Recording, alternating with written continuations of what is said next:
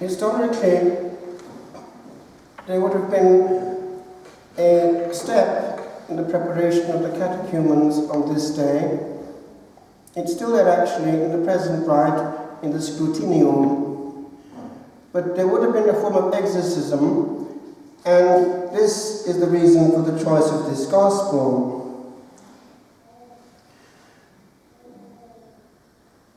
Don't let anyone take you in. The devil exists, is a real power, and is far more intelligent than we are. So he has to be taken, alas, seriously and known in his game. This took place a good while back now in the States, and it was a holy Capuchin, Father Theophilus, who was trying his best to get these demons to move. Eventually they did, but not without much sweat and struggle. The devil doesn't like to be named and shamed, but the exorcist has to find out who's in there and why. What is your name? Beelzebul. You call yourself Beelzebul. Are you not Lucifer, the prince of the devils? No, not the prince, the chieftain, but one of the leaders. You are therefore not a human being, but you are one of the fallen angels, who with selfish pride wanted to be like unto God. Yes, that is so. How we hate him. Why do you call yourself Beelzebul, if you are not the prince of the devils? Enough! My name is Beelzebul. From the point of influence and dignity, you must rank near Lucifer. Or do you hail from the lower choir of angels? I once belonged to the seraphic choir. What would you do if God made it possible for you to atone for your injustice to him? There! Are you a competent theologian? How long have you been torturing this poor woman? Since her 14th year. How dared you enter into that innocent girl and torture her like that? Did not her own father curse us into her? And on it goes, and the whole story comes out. Eventually, the father, Jacob, also makes himself heard in there. And there's a reason and there's a background of what all happened. But I'm not going to leave it there, because other things came out which concern us.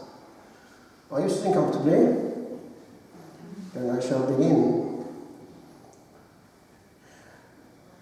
At a later stage in the exorcisms, it was found that the mention of the very name of Michael wreaked huge havoc.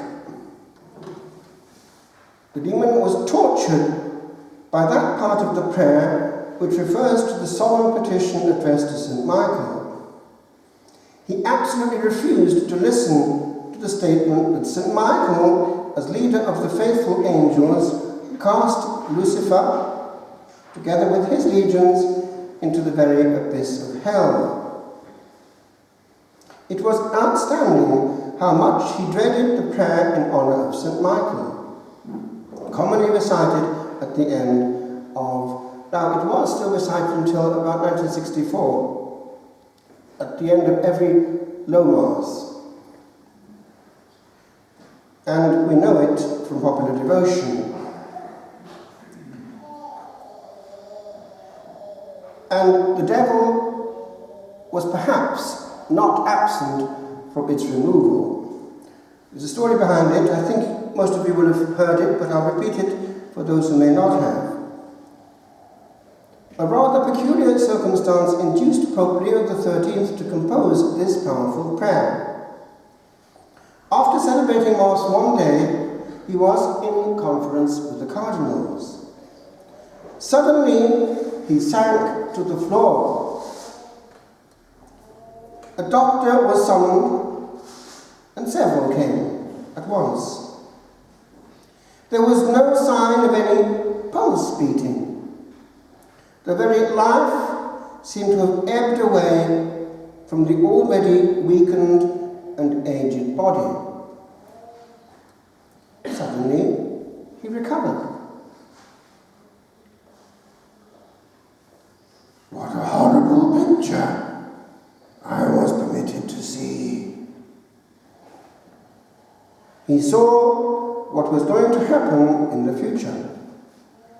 The misleading powers and the ravings of the devils against the church in all countries.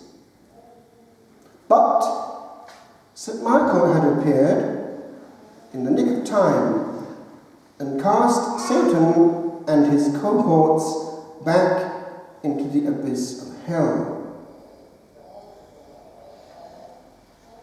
At that point, the Holy Father retired, withdrew himself into his own bureau, and on the spot wrote the prayer that we still use quite often, which I urge you to use as well. Personally, I say it at least mentally, but often publicly at the end of Holy Mass, and I also tend to say it at the end of every Angelus. And I have an icon of St. Michael, a real icon actually, painted by a person who was called Michael and whom I buried later on, next to the Blessed Sacrament, which is correct, because he protects the Blessed Sacrament. I want to zoom into another aspect of today's reading. It's the fact that we have to do with Christian behavior. This is the reading from the Apostle, which is in one short reading a summary of Christian comportment as it should be and as it should not be. Notice that there is a lot of space given in the short reading to the use of the tongue, because it is quite often the area where sins come in. I remember actually in my years in France the difference between la trappe and the Carthusian knife. It was the fact that with the Carthusian knife there was the obligation of the weekly walk, whereas la trappe it was perpetual silence. When it came to weekly confession, I remember that nearly always the confession at those 7 years and a quarter at the Chartreuse, they were very much based on what went wrong in conversation, whereas at La Trappe, the only sins possible usually were internal. So beware of it. This is an instrument which can go either way. Beware of its power.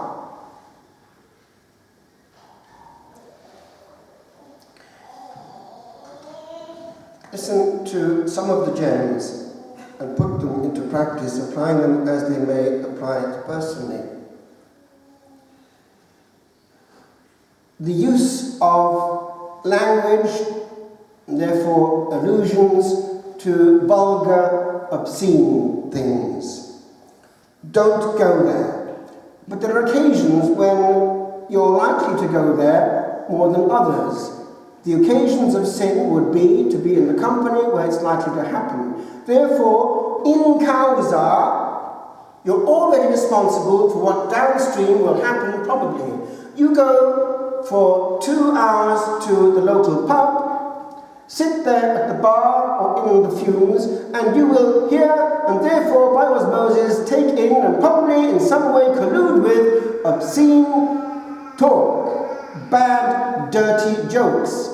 The fumes, basically, of hell. It's not a good place to be. It would be better to be with the tabernacle. fornication, or any kind of uncleanness or lust, let it not be mentioned among you. Such is the rule for the saints. Now then, this one I want to go into for a few seconds because it's a borderline case. Nor should there be any obscenity or silly and suggestive talk. That's the translation which we have in this, which is an American translation. This one is from this side of the Atlantic, and it's done this way.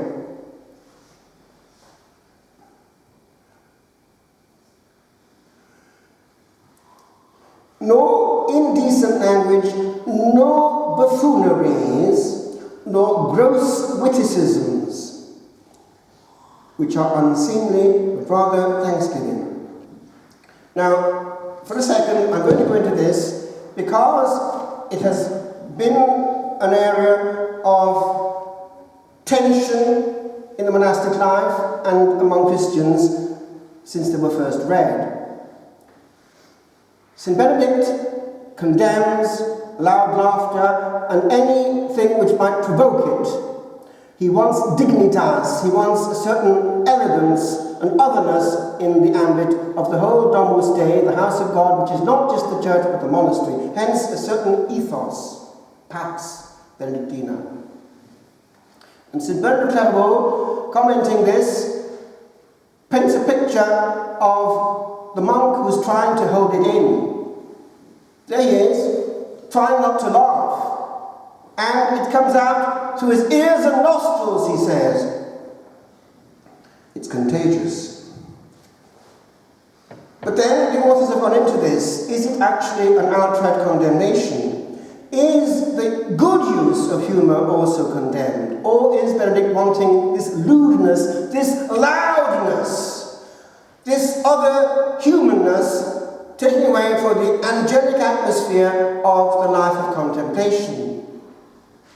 But it applies also to every Christian soul in this way. The problem is this.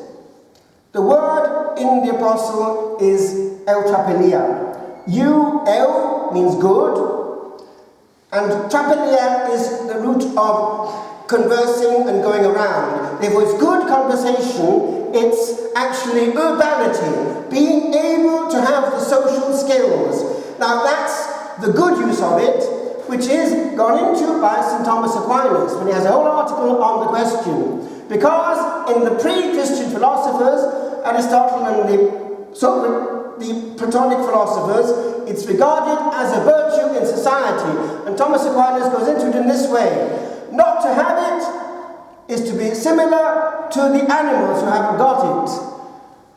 Agrestes, to be feroces and agrestes, like the wild beasts. They're below the dignity of what the Lord has given them in their humanity. Therefore, he makes of it a positive gift, which is just useful actually in society. If one hasn't got it, one is a pretty heavy weight. But what is the difference between a capacity to be just that bit witty and to bring up the tone and therefore healing, and what is going over the top and incapable of being serious? There are people like that, and they're no longer funny.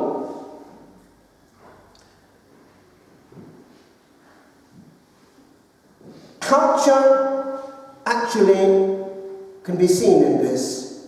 It varies a lot from one country to the other. I'll give an example. You put an Englishman, a Welshman, a Frenchman, and an Italian in front of the same surprise, and this will be something of the comparative reaction you'll get. The Englishman, what is that? The Welshman, the Frenchman, oh la la la la. The Italian, mamma mia. Culture. But it does impact. If you compare the conversation in, for instance, an English monastery without an Italian one, it's very different. It's all based on the wit, which is not noisy in the English one. In the Italian one, it's far more externalized. I am quite convinced that one thing that helped the English a lot in the dark years of the war was the fact that they had this healing factor. It was from the top down. Winston Churchill.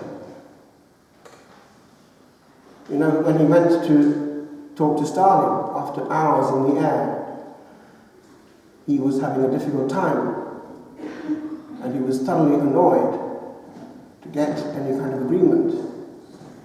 And he went back to his room and muttered, "Well, Bolshevism." And then his aide came in and said, "Winston, be careful. Stalin is listening to what you're saying. It's all bugged here, and it's all translated." He got up, went up to the light where he presumed the microphone must have been, and talked right into it and said, "Well, as regards the Soviets, I would say the third-rate category of being, somewhere in the category of the orangutan. Make sure that's bugged and translated and sent back to Stalin," and sat down again.